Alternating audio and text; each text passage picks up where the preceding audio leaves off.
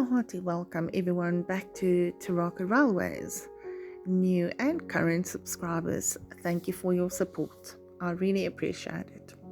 Today I would like to share a new loco and to introduce it to my layout.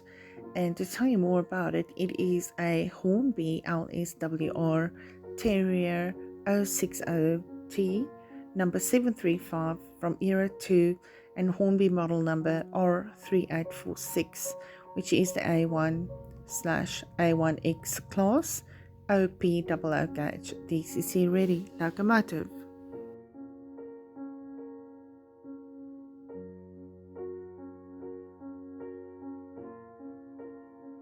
Without hesitating, let's just jump into the box extras. So now looking at the box contents, first of all we have a pamphlet which states the A1/A1X class terriers. So there were obviously many liveries done in different finishes of the terrier locomotive. So having a look at the box with the nice illustration of the logo, and let's just wait for the anti-glare just to focus and to clear the image for us. There we go. Nice image on the box, and looking now on the rear of the box, and you'll find the description of the model and the OP illustration and naming of this locomotive and some history on the locomotive as general with the boxes of Hornby. So with the packaging of Hornby, it has the normal sleeve protection packaging, and surprisingly only one small little packet with two minute little extras, nothing else with this logo, not much accessories available, I guess. Again, just the protection sleeve box and the plastic support to protect the locomotive.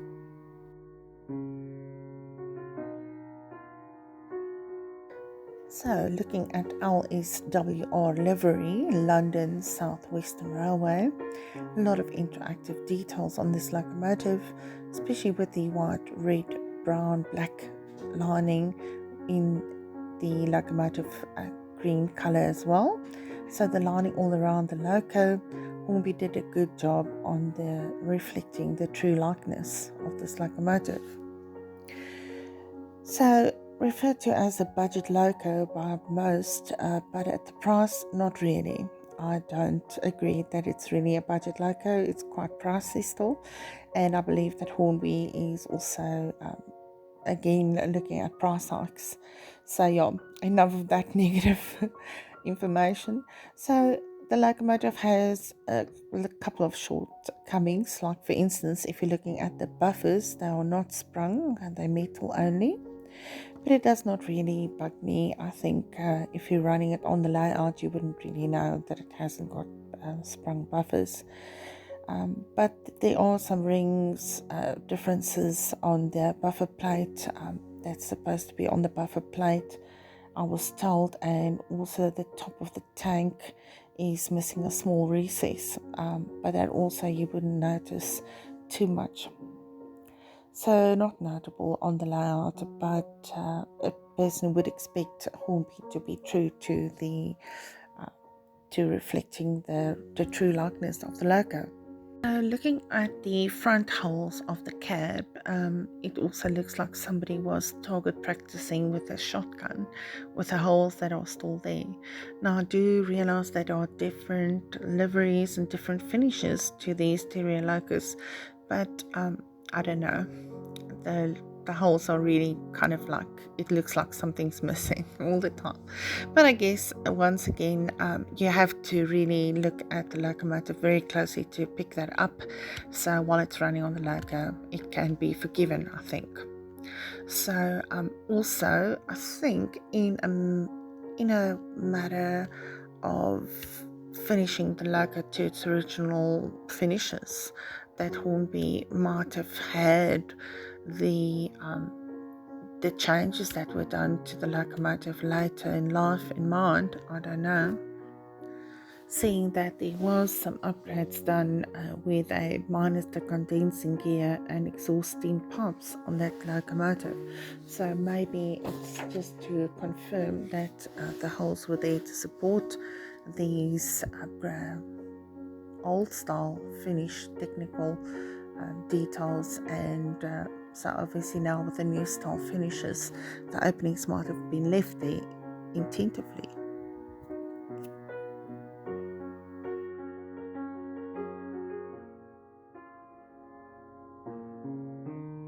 So some of the units were fitted with a Westinghouse pump, and so my locomotive does not have this Westinghouse pump.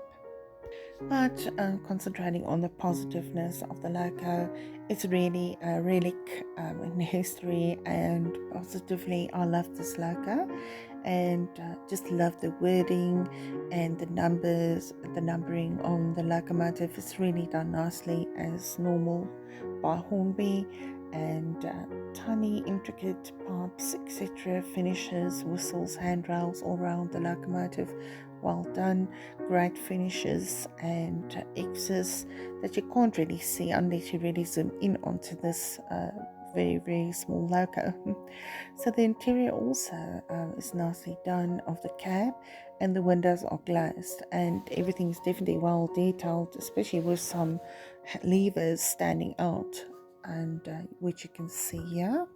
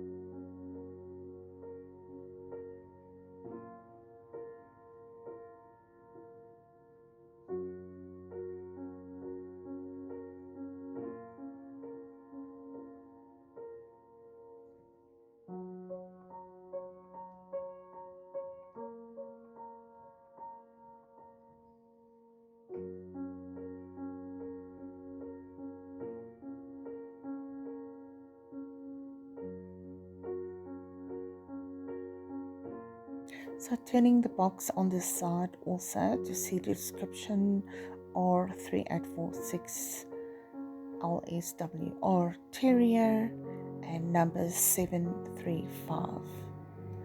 So that is description and double O gauge, as well as the DCC ready insert. Also turning the box on the other side, you'll see here 12 volt, and you'll see all the other information.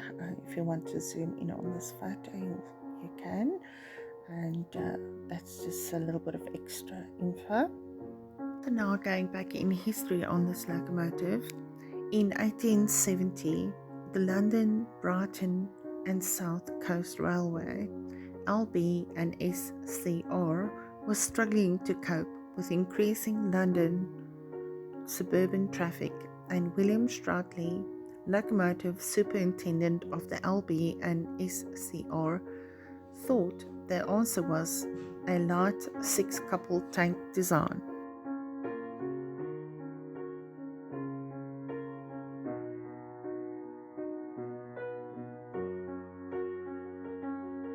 In November 1871, drawings were approved and 6 A-class, later to become A1 class, locomotives were ordered. Construction at Brighton Works commencing in March 1872, with the first two examples, 71 Wapping and 72 Fenchurch, leaving the works on August 28, 1872.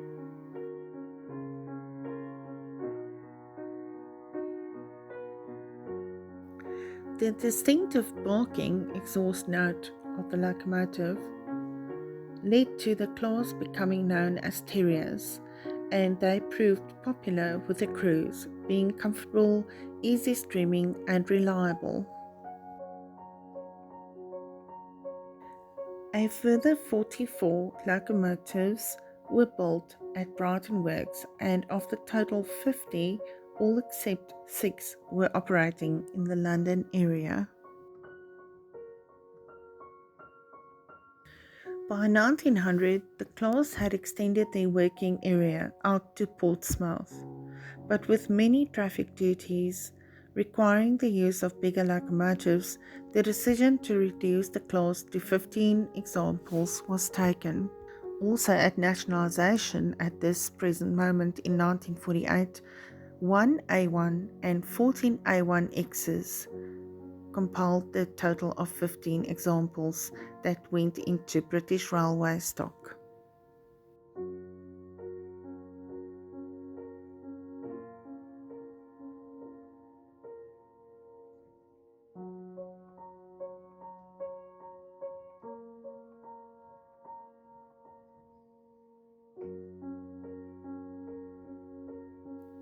The locomotives were finished in the livery known as Stroudley's Improved Engine Green, and I figure this is the engine green that we're seeing on my loco.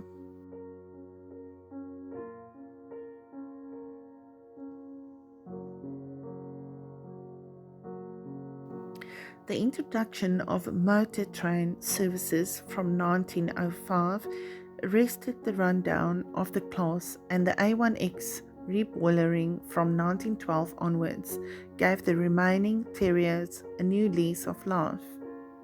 Scattered around southern England, the type continued in service right up to 1963 and beyond, with 10 locomotives being preserved beyond withdrawal.